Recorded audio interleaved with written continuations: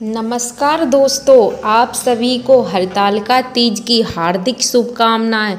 भाद्रपद मास की शुक्ल पक्ष की तृतीया को हरतालिका तीज का त्यौहार मनाया जाता है। इस दिन सुहागन महिलाएं अपने पति की लंबी उम्र के लिए व्रत रखती हैं। इस साल हरतालिका तीज का त्यौहार 18 सितंबर सोमवार को मनाया जाएगा। सबसे पहले इस व्रत को माता पार्वती ने भगवान शिव के लिए रखा था।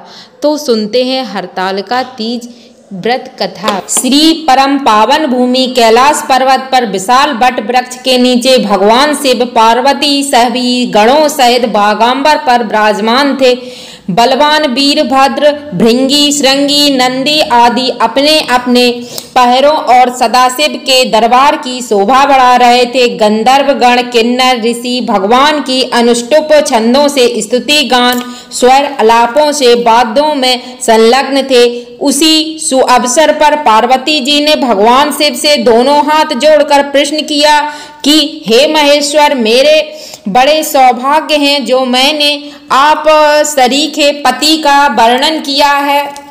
क्या मैं जान सकती हूँ कि मैंने वह कौन सा पुण्य अर्जन किया है? आप अंतर्यामी हैं, मुझको बताने की कृपा करके करें। पार्वती जी की ऐसी प्रार्थना सुनकर शिव जी बोले, हे देवी, तुमने अति उत्तम पुण्य का संग्रह किया था जिससे तुमने मुझे पति रूप में प्राप्त किया है, वह अति गुप्त है। अब तुम्हारे आग्रह पर मैं प्रकट करता हूँ, सो सुनो। भाद्रपद मास के शुक्ल पक्ष की तीज का व्रत हरतालिका के नाम से प्रसिद्ध है। यह जैसे तारागणों में चंद्रमा, नवग्रह में सूर्य, वर्णों में ब्राह्मण, देवताओं में इंद्र, पुराणों में महाभारत, वेदों में साम, इंद्रियों में मन, ऐसा ही यह व्रत श्रेष्ठ है।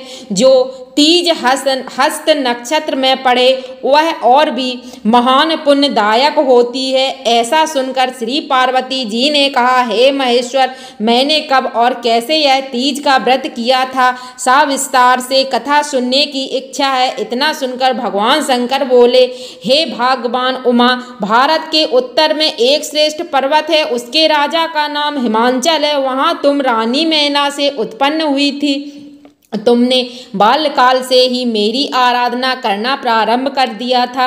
कुछ उम्र बढ़ने पर तुमने हिमालय की दुर्गम गुफाओं में जाकर मुझे पाने हेतु तप किया। तुमने ग्रीष्म काल में उस पहाड़ की चट्टानों पर आसन लगाकर तप किया। वर्षा काल में बाहर पानी में तप किया। शीतकाल में पानी में खड़े होकर मेरे ध्यान में संलग्न रही। इस प्रकार 6 कालों में तपस्या करके भी जब मेरे दर्शन ना मिले तब तुमने ऊर्ध्वमुख होकर केवल वायु सेवन किया। फिर वृक्षों के सूखे पत्ते खाकर इस शरीर को क्षीण किया। ऐसी तपस्या में लीन देखकर महाराज हिमांचल को अति चिंता हुई और तुम्हारे विवाह हेतु चिंता करने लगे।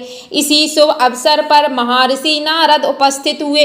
राजा ने हर्ष के साथ नारद जी का स्वागत व पूजन किया और उपस्थित होने का कारण जानने के इच्छा जताई। नारद जी ने कहा, राजन, मैं भगवान विष्णु का भेजा हुआ यहाँ आया हूँ। मैं चाहता हूँ कि आपकी सुंदर कन्या को योग वर प्राप्त हो। वैकुंठ निवासी शेषशय्या भगवान ने आपकी कन्या का वरण स्वीकार किया है। राजा हिमाचल ने कहा, महाराज, मेरे सौभाग्य हैं जो मेरी कन्या को विष्णु जी ने स्वीकार किया है और मैं अवश्य ही अपनी कन्या उमा का उन्हें भाग्यदान करूंगा। यह सुनिश्चित हो जाने पर नारद जी वैकुंठ जाकर पहुंचकर श्री भगवान विष्णु से पार्वती जी के विवाह का निश्चित होना सुनाया। इधर महाराज हिमांचल ने वन में पहुंचकर पार्वती जी को विष्णु से विवाह होने का निश्चित समाचार दिया। यह सुनते पार्वती जी को महान दुख हुआ। उस दुख से बेवल होकर अपनी सखी के पास पहुंचकर विलाप करने लगी। तुम्हारा विलाप देख सखी ने तुम्हारी इच्छा जानकर कहा, हे देवी, मैं तुम्हें ऐसी गुफा में तपस्या को ले चलूंगी जहां तुम्हें महाराज हिमांचल भी ना ढूंढ सकेंगे। ऐसा कह उमा सहेली सहित हिमालय की गहन गुफा में विलीन हो गई। तब महाराज हिमांचल घबराकर पार्वती जी को ढूंढते हुए विलाप करने लगे कि मैंने विष्णु जी को जो वचन दिया था वह कैसे पूर्ण हो सकेगा। ऐसा कह वह मूर्छित हो गए। तत्पश्चात सभी पुरवासियों को साथ लेकर ढूंढने को महाराज ने पदार्पण कर ऐसी चिंता करके कहा कि क्या मेरी कन्या को व्याघ्र खा गया, या सर्प ने डस लिया है, या कोई राक्षस लेके गया है। उस समय तुम अपनी सहेली के साथ गुफा में पहुंचकर बिना अन्न जल के मेरे व्रत को करने में लगी थी। उसी दिन भाद्र मास की तृतीया शुक्ल पक्ष हस्ता नक्षत्र युक्त थी। तुम्हारी पूजा के फल स्वरूप मेरा सिंहासन हिल उठा, तो मैंने जाकर तुम्हें दर्शन दिया और तुमसे कहा, हे देवी, मैं तुम्हारे व्रत पूजन से अति प्रसन्न हूँ, तुम अपनी कामना को मुझसे वर्णन करो। इतना सुन तुमने लज्जित भाव से प्रार्थना की और आप अंतर्यामी हैं, मेरे मन के भाव आपसे छुपे नहीं हैं, आपको पति के रूप में चाहती हूँ। इतना सुनकर मैं तुम्हें एवं अस्तु इच्छित पूर्ण वरदान देकर अंतर्ध्यान हो गया।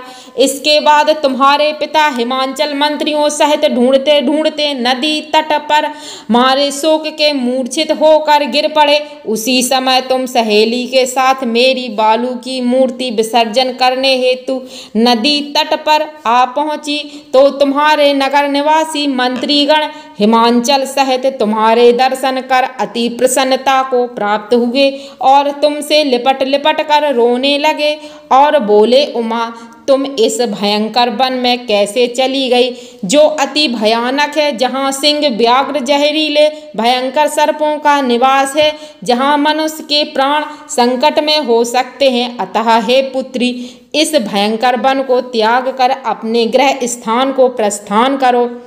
पिता के ऐसा कहने पर तुमने कहा, पिताजी, मेरा विवाह तुमने विष्णु भगवान के साथ स्वीकार किया है, इससे मैं इसी वन में रहकर अपने प्राण विसर्जन कर दूंगी।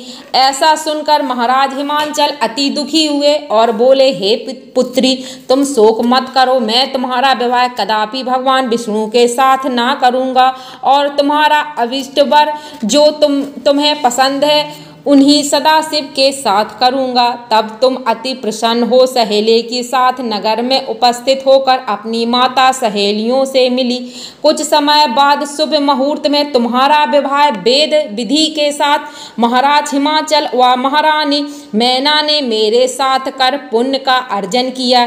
हे सौभाग्यशालिनी, जिस सहेली ने तुमको हरण कर हिमालय की गुफा में रखकर मेरी प्राप्ति का व्रत किया, इसी से इस व्रत का नाम हरितालिका पड़ा और यह व्रत सब व्रतों में हुआ। इस प्रकार सुनकर माता पार्वती जी ने कहा, हे प्रभु, इस व्रत के करने का विधान हुआ फल मुझे नहीं सुनाया आपने, कृपा करके मुझे इसके करने की विधि व पृथक पृथक फल भी सुनाइए। इतना सुनकर भगवान सदाशिव ने कहा, हे प्रिय, मैं इस व्रत का फल तुम्हें सुना रहा हूँ। यह व्रत सौभाग्यशाली स्त्री व पति चाहने वाली कन्याओं को करना चाहिए। यह व्रत भाद्रपद के शुक्ल पक्ष की द्वितीया की शाम को आरंभ कर तीज का व्रत धारण करें। यह व्रत निराहार, बिना फल आहार और निर्जला होकर करना चाहिए। भगवान शिव पार्वती की प्रतिमा सुवर्ण की स्थापित करके केले,